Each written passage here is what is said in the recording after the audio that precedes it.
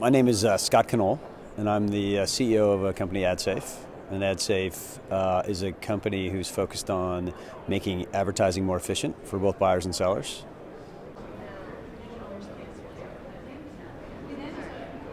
It's a very complicated process to buy advertising right now. A lot of players and a lot of uncertainty in terms of what you're actually buying at the end of the day. The industry in general used to be very similar to traditional media, where you would buy a magazine or buy a newspaper, or in this case an online ad, in an environment you're very, very comfortable with. What's happened online is that we've largely moved towards targeting a person or a browser as a proxy for a person.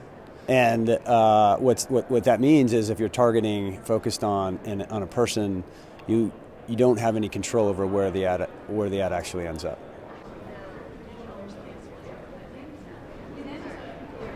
First of all, no matter what you are trying to do online, and no matter what your brand is, it's important to be in an environment that you're not only comfortable with, but you're also going to be effective in. So whether a brand says that they care or not, a lot of times once they recognize the fact that people aren't necessarily converting off of pages that are pornography or hate speech or pages that they don't trust, that it's a waste of money anyway.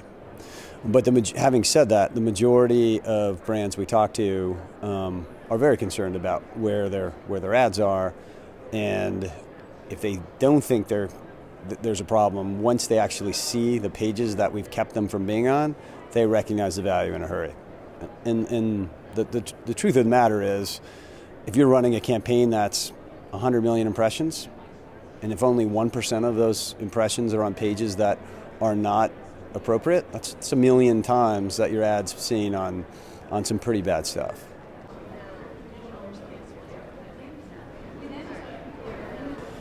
I think in general, we've talked a lot about the problems of advertising.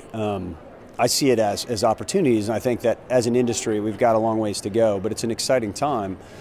And the whole notion of moving to a machine buying from another machine, so a lot of the real-time bidding, it's happening fast, and every day more inventory is being bought and sold this way. And I see this as a really exciting time as an industry to perfect that and to understand what that means, and to put it in place across the ecosystem in a way that helps not just the people who are buying across the inventory, but also the people who are selling their inventory, and making sure that they're getting the right amount of value for their inventory.